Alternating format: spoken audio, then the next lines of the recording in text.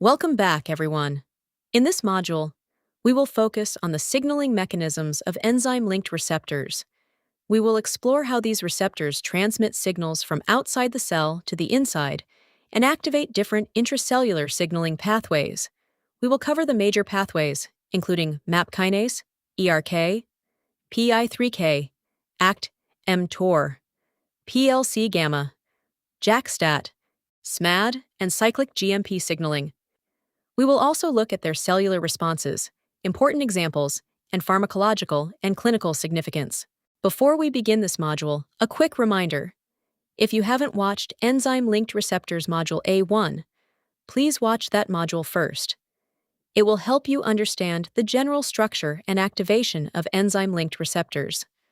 Once you've completed Module A1, you'll be ready to follow the signaling mechanisms discussed in this module. Before we move into the individual signaling pathways, let's build on what we learned in Module A1. In Module A1, we already discussed ligand binding, receptor dimerization, and receptor activation, including autophosphorylation of receptor tyrosine kinases. So, we won't repeat those steps here. Instead, let's focus on what those phosphorylated receptors do next. Once an RTK is activated, the phosphorylated tyrosine residues on its intracellular domain act as docking sites for signaling proteins. This is why RTKs can function as signaling platforms. Different signaling proteins are recruited to these docking sites, including GRB2, growth factor receptor-bound protein 2, SHC, SRC homology 2, domain-containing protein, IRS, insulin receptor substrate, PLC gamma, phospholipase C gamma, PI3K, phosphoinositide 3 kinase, and SRC family kinases. Each of these proteins can connect the activated receptor to a different downstream signaling pathway. As a result, one activated RTK can activate several signaling pathways simultaneously, allowing the cell to produce different responses. For example, RTKs can activate pathways such as MAP kinase, ERK, PI3K, ACT, mTOR, and PLC gamma signaling. Now let's move to one of the most important signaling pathways activated by receptor tyrosine kinases, or RTKs, the mitogen activated protein kinase, extracellular signal regulated kinase pathway, commonly called the MAPK, ERK pathway. To understand this pathway, we'll follow the signal from the activated receptor to the cellular response. Step 1. Recruitment of GRB2. The phosphorylated tyrosine residues on the activated receptor act as docking sites for signaling proteins. One important protein recruited here is growth factor receptor-bound protein 2, or GRB2. GRB2 is an adapter protein. It does not perform an enzymatic reaction itself. Instead, it acts as a molecular connector between the activated receptor and other signaling proteins. GRB2 contains an SRC homology 2 domain, or SH2 domain, which binds to phosphorylated tyrosine residues on the receptor. It also contains SRC homology 3 domains, or SH3 domains, which help recruit the next signaling protein, son of sevenless, or SOS. So, GRB2 acts like a molecular bridge, connecting the activated receptor to SOS. Step 2. SOS activates ROS, GRB2, then recruits SOS. SOS is a guanine nucleotide exchange factor, or GEF.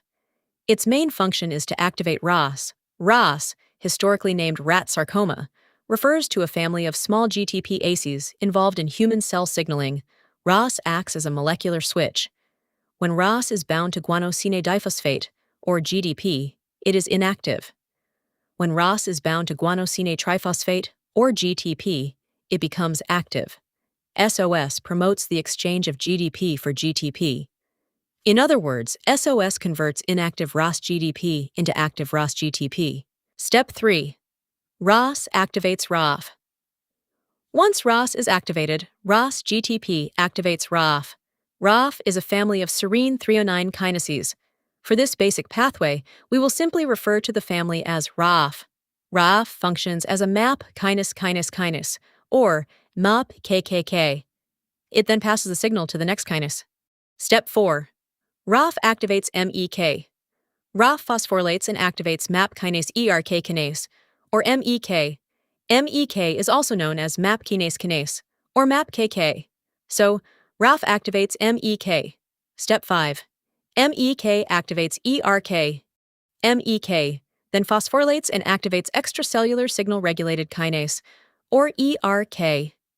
ERK is the final major kinase in this classic cascade, so the signal has now traveled through the sequence. RAF activates MEK, and MEK activates ERK. Step 6. ERK produces the cellular response. Once activated, ERK can enter the nucleus and phosphorylate proteins that regulate gene transcription. This changes the expression of genes that control important cellular processes. These include cell growth, proliferation, differentiation, development, and survival. So, a signal that begins with a growth factor outside the cell can ultimately reach the nucleus and change gene expression.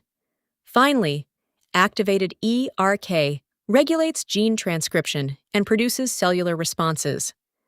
That is the basic MAP kinase ERK signaling cascade. Now that we have followed the MAPK pathway from receptor activation to the final cellular response, let's look at some important receptors that can activate this pathway. Several growth factor receptors can activate this pathway, including epidermal growth factor receptor, or EGFR, fibroblast growth factor receptor, or FGFR, platelet-derived growth factor receptor, or PDGFR, vascular endothelial growth factor receptor, or VEGFR, and tropomyosin receptor kinases, or TRK receptors. These receptors play important roles in normal cellular functions. However, when MAPK signaling becomes dysregulated, the same pathway can contribute to disease, particularly cancer. Let's briefly look at its clinical significance. The MAPK pathway is normally tightly regulated. However, mutations or abnormal activation of pathway components can cause persistent signaling. This can result in uncontrolled cell growth and proliferation and contribute to cancer development. For example, mutations affecting BRAF, particularly the BRAF V600E mutation, can cause abnormal activation of this pathway and are associated with several cancers, including melanoma. Therefore, components of the MAPK pathway are important targets for anti-cancer therapy. Now that we have followed the MAPK pathway from receptor activation all the way to the cellular response, it is important to understand that this pathway cannot remain active indefinitely. Like any signaling system, MAPK signaling must be tightly regulated to prevent excessive or prolonged activation. Several negative regulatory mechanisms help switch down the pathway. For example, NF1, or neurofibromin-1, promotes the conversion of active ROS-GTP to inactive ROS-GDP, reducing signaling upstream. CPRY2, or Sprouty2, also acts at the upstream level to limit ROS and downstream pathway activation. Further downstream, DUSP6, or dual specificity phosphatase 6, removes phosphate groups from activated ERK, thereby reducing its activity. Finally, activated ERK itself provides negative feedback by inhibiting upstream components such as SOS and RAF. Together, these mechanisms act as important brakes on the MAPK pathway, ensuring that signaling remains controlled and appropriately timed. Now that we have understood the MAPK pathway, let's move to another major signaling pathway activated by enzyme-linked receptors, the phosphoinositide 3 kinase ACT mechanistic target of rapamycin pathway, commonly called the PI3K ACT mTOR pathway. While the MAPK pathway is particularly important for cell proliferation and differentiation, the PI3K ACT mTOR pathway has a major role in cell survival, growth, protein synthesis, metabolism, and nutrient sensing. So, Let's follow this pathway step by step, from receptor activation to the final cellular responses. Step 1. Activation of PI3K. After an enzyme-linked receptor is activated, phosphoinositide 3 kinase, or PI3K, is recruited either directly to the receptor or through an associated adapter protein. A particularly important example is insulin signaling. When insulin binds to the insulin receptor, the activated receptor phosphorylates insulin receptor substrate, IRS proteins. These IRS proteins then help recruit and activate PI3K. So, in insulin signaling, the insulin receptor activates insulin receptor substrate, which then recruits phosphoinositide 3 kinase. Now, what does PI3K do? Step 2. Formation of PIP3.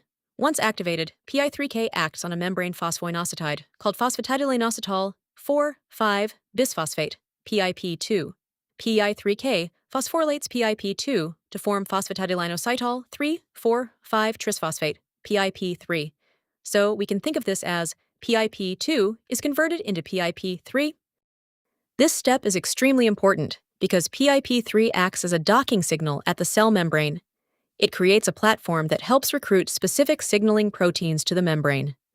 Two important proteins recruited through their plextrin homology, pH, domains are ACT and phosphoinositide-dependent kinase 1, PDK1. This brings ACT into close proximity with the kinases required for its activation. Step 3. Activation of ACT. Now that we have seen how phosphoinositide 3 kinase, PI3K, converts PIP2 into PIP3, let's look at how PIP3 helps activate ACT. When PI3K generates PIP3 at the plasma membrane, PIP3 provides a binding site for several important signaling proteins. First, ACT, also known as protein kinase B, PKB, is recruited to the membrane through its plextrin homology, pH domain. This pH domain binds directly to PIP3. Phosphoinositide-dependent kinase 1, PDK1, is also recruited to the membrane through its own pH domain, which binds PIP3 directly. Another important complex is mTOR complex 2, mTORC2. However, mTORC2 is recruited differently. The MSyn1 subunit of mTORC2 contains a pH domain, which can bind PIP3. Therefore, mTORC2 can be recruited to the membrane indirectly through the pH domain of MSyn1. Importantly, mTOR itself does not contain a pH domain. Once these signaling components are brought together at the membrane, ACT can be phosphorylated at two important sites. PDK1 phosphorylates ACT at 309, 308, while mTORC2 phosphorylates ACT at serine 473. Phosphorylation at these sites fully activates ACT. Once activated, ACT can regulate multiple downstream targets throughout the cell, controlling processes such as cell survival, metabolism, growth, and protein synthesis. Now that ACT is fully activated, it can regulate several important cellular processes. First, ACT promotes cell survival by inhibiting signaling pathways that trigger apoptosis, or programmed cell death. Second, ACT plays an important role in metabolism, particularly in insulin signaling. Insulin activates the insulin receptor, followed by IRS, PI3K, and ACT. AKT promotes GLUT4, or glucose transporter 4, translocation to the cell membrane, increasing glucose uptake in skeletal muscle and adipose tissue. Third, ACT promotes cell growth and protein synthesis by activating mTORC1, or mechanistic target of rapamycin complex 1. This supports protein synthesis, cell growth, and anabolic metabolism. So, the major effects of ACT are cell survival, metabolic regulation, and cell growth. Now that we've followed the PI3K ACT-mTOR pathway, let's briefly see how it is turned down and kept under control. Just like the MAPK pathway, PI3K ACT-mTOR signaling must be tightly regulated to prevent excessive cell growth, survival, and metabolic activity. One of the most important negative regulators is P10, or phosphatase and tensin homolog. P10 acts as an important brake on the pathway by converting PIP3 back to PIP2. This reduces the amount of PIP3 available to recruit and activate ACT. As a result, P10 limits ACT activation and downstream signaling. Another important regulatory mechanism involves PHLPP, or pH domain, and leucine-rich repeat protein phosphatase. PHLPP can directly dephosphorylate ACT, reducing its activity. In addition, TSC1 and TSC2, or tuberous sclerosis complex 1 and 2, act as important negative regulators of mTORC1.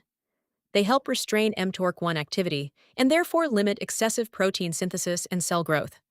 So, overall, P10 limits PI3K ACT signaling, PHLPP reduces AKT activity, and TSC1, TSC2 restrains mTORC1. Together, these mechanisms act as important brakes on the PI3K ACT mTOR pathway, ensuring that cell survival, growth, metabolism, and protein synthesis remain appropriately regulated.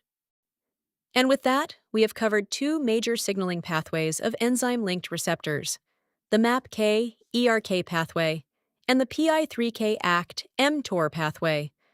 We've seen how these pathways transmit signals from activated receptors to regulate important cellular responses, including growth, proliferation, survival, metabolism, and protein synthesis.